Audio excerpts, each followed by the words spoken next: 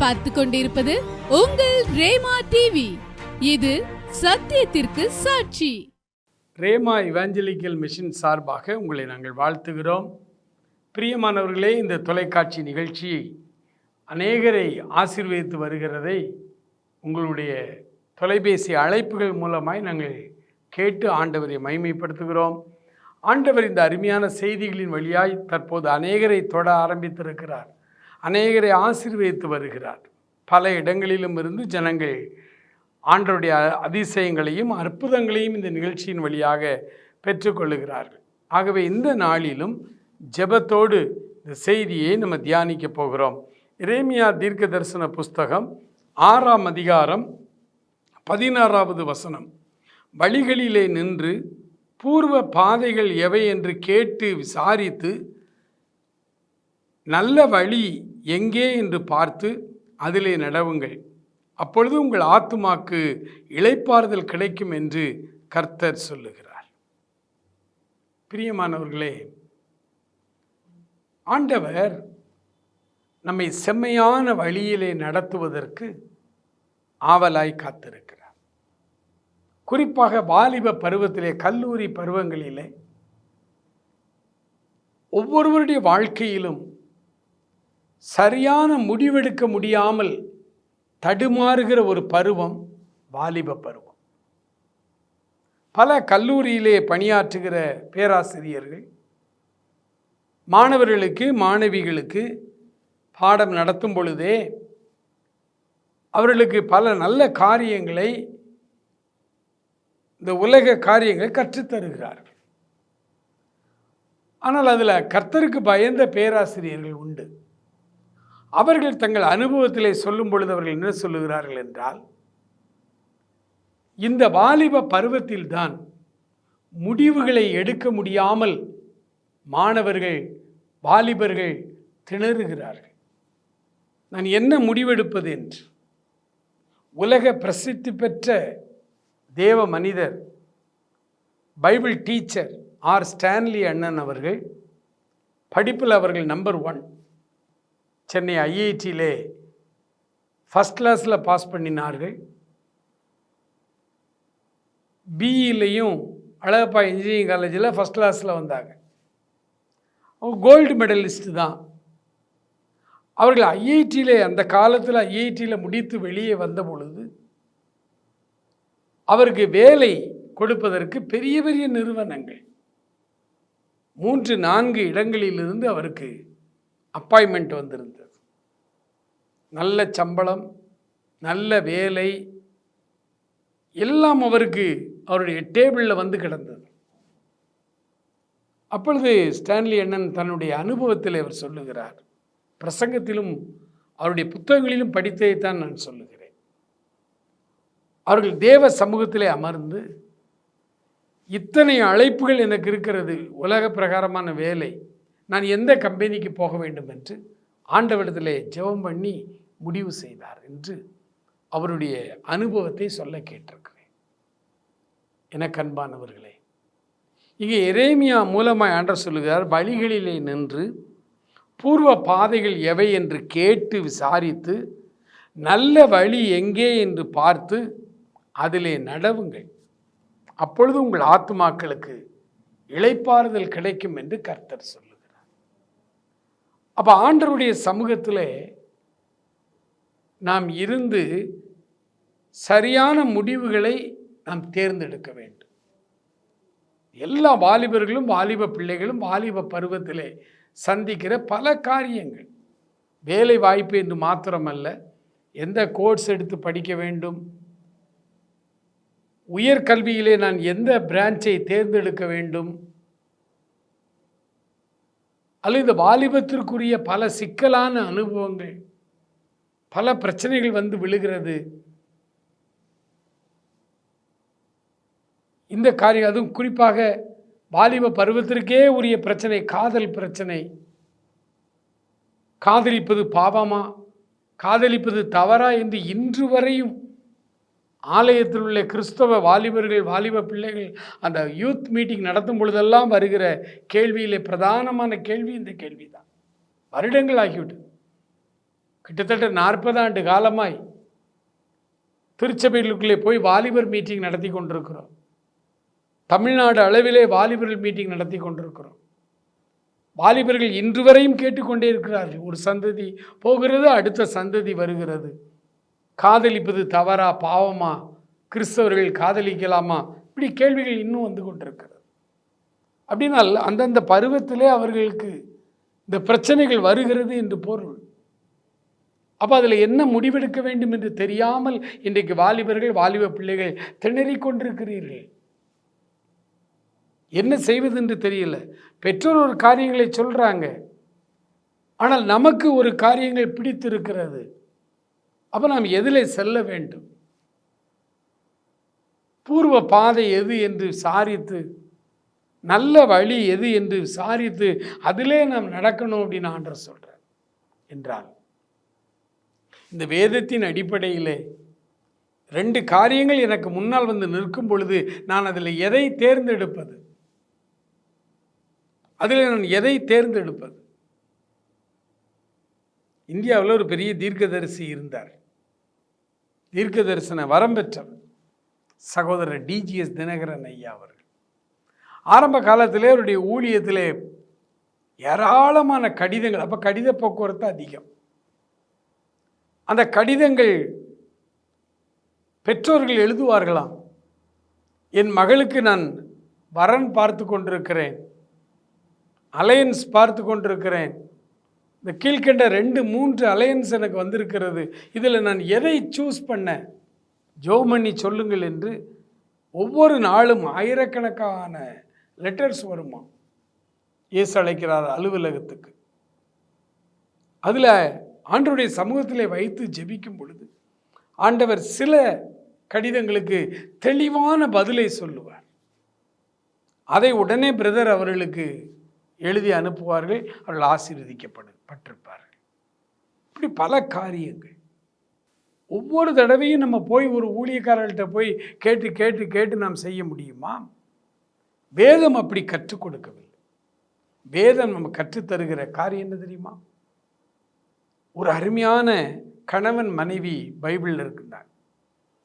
ஈசாக்கு, ரெபேக்காள். ஒரு அழகிய குடும்பம் அது. ஈசாக்கு தன்னுடைய தகப்பனாருடைய வேலைக்காரர் பார்த்து வந்த பெண்ணை எந்த கேள்வியும் கேட்காமல் அப்படியே ஒரு அரேஞ்ச், இந்த ஃபஸ்ட்டு மேரேஜ் பைபிளில் அரேஞ்ச்டு மேரேஜ், ஃபஸ்ட்டு மேரேஜே அரேஞ்ச். அந்த மேரேஜுக்கு தான் ஆண்டவர் சொன்ன வார்த்தை, இந்த காரியம் கர்த்தரால் வந்தது என்று. இந்த அரேஞ்ச்டு மேரேஜில் திருமணம் முடிந்து ஆண்டுகள் ஆய்கொண்டே இருக்கிறது, அவளுக்கு குழந்தை இல்லை. கர்த்தர் பார்த்து வைத்த காரியம் என்றால் இந்த வருஷம் கல்யாணம் ஆனது, அடுத்த வருஷம் குழந்தை இருக்க வேண்டாமா? அப்படி எத்தனை குடும்பங்களை ஆசீர்வதித்திருக்கிறார் ஆண்டவர். ஆனால் இந்த ஈசாக்கு ரெபேக்காளுடைய குடும்பம், ஆண்டவர் அரேஞ்ச் பண்ணி வைத்த முதல் திருமணம் 20 ஆண்டுகளாய் குழந்தை இல்லை. 19 ஆண்டுகள் ரெபேக்காள் மலடியாய் இருந்தாள் என்று வேதம் சொல்லுகிறது. 19 ஆண்டுகள் ஈசாக்கு ரெகுலராய் ஜெபம் பண்ணுகிற ஒரு தேவ மனிதர். மலடியாய் இருந்த தன் மனைவிக்காக ஈசாக்கு ஜெபம் பண்ணினார். ஆண்டவர் ஜெபத்தை கேட்டு அவளுக்கு ஒரு கற்பத்தின் கனியை கொடுக்க சித்தமானார். குழந்தை உருவானது. குழந்தை உருவானது எல்லா உலகம் முழுவதும் இன்று வரை எல்லா தாய்மாருக்கும் அந்த முதல் பிரசவம் என்பது அவர்களுக்குள் பல அச்ச உணர்வுகள் வருகிற ஒரு காரியம். என்ன நடக்குமோ என்று தெரியாது. இன்றைக்கு எவ்வளவோ மருத்துவ வசதிகள், எவ்வளவோ மாடர்ன் மெக்கானிசம், டெக்னாலஜி எல்லாம் இன்னைக்கு வந்துருச்சு. ஆனால் இதில் எதுவுமே இல்லாத அந்த காலத்தில் ரெபேக்காளுடைய வயிற்றிலே குழந்தை துள்ளுகிறது. அவளுக்கு புரியலை, பயம். இந்த காரியத்தை அவர்கள் விளங்கி கொள்ள ஆதியாகம புஸ்தகம் 25ஆம் அதிகாரம் அதில் 22வது வசனத்தை நாம் வாசிப்போம். அவள் கர்ப்பத்திலே பிள்ளைகள் ஒன்றோடொன்று மோதி கொண்டிருந்தன. அப்பொழுது அவள், இப்படியானால் எனக்கு எப்படி ஆகுமோ என்று சொல்லி கர்த்தரிடத்தில் விசாரிக்கும்படி போனாள். அன்றைக்கு ஸ்கேனிங் எதுவுமே கிடையாது. ஆண்டவர் தான் நமக்கு ஸ்கேனிங். அன்றும் இன்றும் நாம் ஆண்டவருடைய சமூகத்தில் போய் ஆண்டவருடைய சமூகத்தில் ஜெபத்தில் அமர்ந்து ஒரு காரியத்தை ஆண்டவரிடத்தில் சொல்ல, ஆண்டவரிடத்திலிருந்து பதில் கேட்க கற்றுக்கொள்ள வேண்டும். 22ஆம் வசனத்தில் அந்த அம்மா கர்த்தரிடத்தில் விசாரிக்கும்படி போனாள். 23வது வசனம் சொல்லுவது, அதற்கு கர்த்தர், 2 ஜாதிகள், அது 2 இன கூட்டம் உன் கற்பத்தில் உண்டாயிருக்கிறது. 2 வித ஜனங்கள் உன் வயிற்றிலிருந்து பிரியும். அவர்களில் ஒரு ஜனத்தார் மற்ற ஜனத்தாரை பார்க்கலும் விசேஷமாயிருப்பார்கள். எவ்வளவு அழகான ஒரு வார்த்தை பாருங்கள். ஆச்சரியமான ஒரு காரியம். ஆண்டவரிடத்திலே விசாரியுங்கள். முதலாவதாக ஆண்டவருடைய வேதம் சொல்லுகிறது, வாலிப தம்பிமார், வாலிப தங்கைமார் ஒரு பிரச்சனைக்கு முடிவெடுக்க முடியாமல் திணறுகிற ஒரு நேரம் வரும் பொழுது அந்த காரியத்தை எழுதி வைத்து கொண்டு தனிமையிலே ஆண்டவரோடு நீங்கள் தரித்திருந்து ஜெபியுங்கள். தனிமையிலே எப்படி ஆண்டவரோடு ஜெபிக்கணும் தான் வாலிபர் கூட்டங்களிலே மாலை நேரங்களில் சந்தியா ஜெபம் என்று ஒன்றை நடத்துவார்கள்.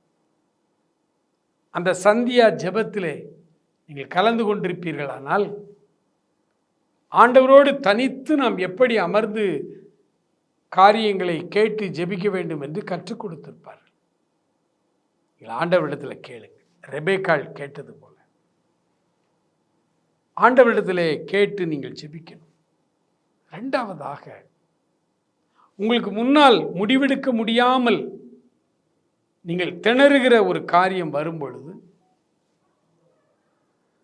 நீதிமொழிகளின் புஸ்தகத்திலே 4ஆம் அதிகாரத்திலே 2வது வசனத்தை உங்களுக்காக நான் வாசிக்கிறேன். நான் உங்களுக்கு நற்போதகத்தை தருகிறேன், என் உபதேசத்தை விடாதிருங்கள்.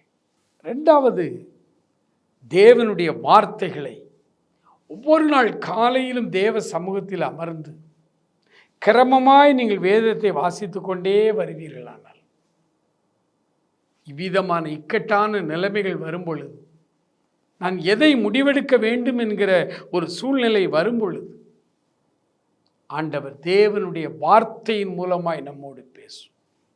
மிக மிக மிக பாதுகாப்பான முறை இதுதான். ஆண்டவர் மனிதர்களோடு, அதுவும் வாலிபர்களோடு, வாலிப பிள்ளைகளோடு ஆண்டவர் இடைப்பட்டு பேசுகிற காரியத்தில் மிகவும் பாதுகாப்பான முறை, தேவனுடைய வார்த்தைகளை நாம் ரெகுலராய் வாசித்து தியானிக்கும் பொழுது அந்த வார்த்தைகளின் வழியாய் கர்த்தர் பேசுவார். அதில் எந்த தவறும் இருக்காது. ஆண்டவர் நம்மை உணர்த்துவார், நமக்கு சுட்டி காண்பிப்பார். 3வதாக, தானியேல் கையாண்ட ஒரு தானியேல் ஒரு வாலிபர். அவருக்கு 3 நண்பர்கள் இருந்தார்கள், ஜெபிக்கிற நண்பர்கள். எனக்கு அருமையான வாலிபர்களே, வாலிப பிள்ளைகளே, உங்கள் திருச்சபைகளிலே உங்களைப் போலவே ஆண்டவரை நேசிக்கிற வாலிபர்கள்,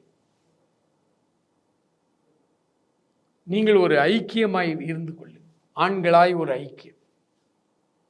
அதே போல வாலிப பிள்ளைகள், கல்லூரி படிக்கிற பிள்ளைகள், நீங்கள் எப்படி ஆண்டவரை நம்பி ஜெபிக்கிறீர்களோ அதே விசுவாசத்தில் இருக்கிற ஒரு சில பிள்ளைகளை நீங்கள் உங்களுக்கு தோழிகளாய் சேர்த்து கொள்ளுங்கள்.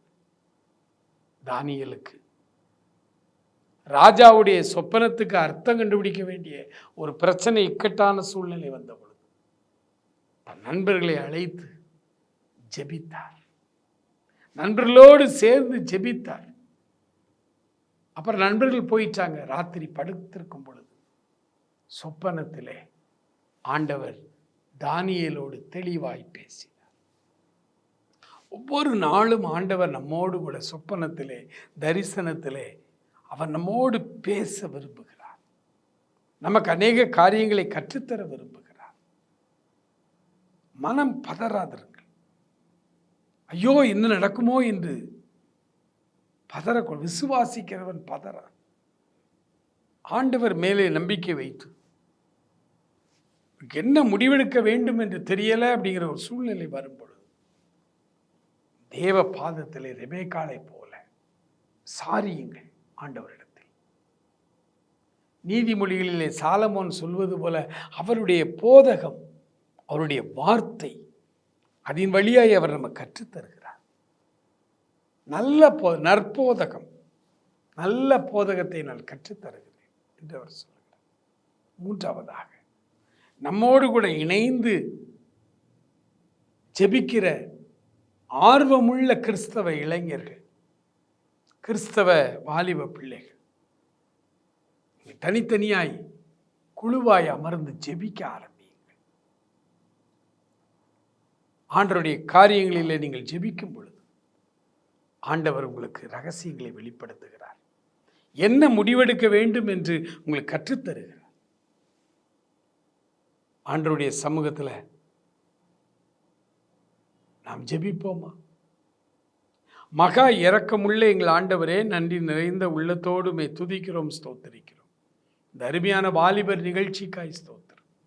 இந்த வாலிபர் நிகழ்ச்சியிலே ஆண்டவரே, உம்முடைய பிள்ளைகளுக்கு நீர் கற்றுக் கொடுக்க விரும்புகிற ஒவ்வொரு காரியங்களுக்காய் நன்றி செலுத்துகிறோம்.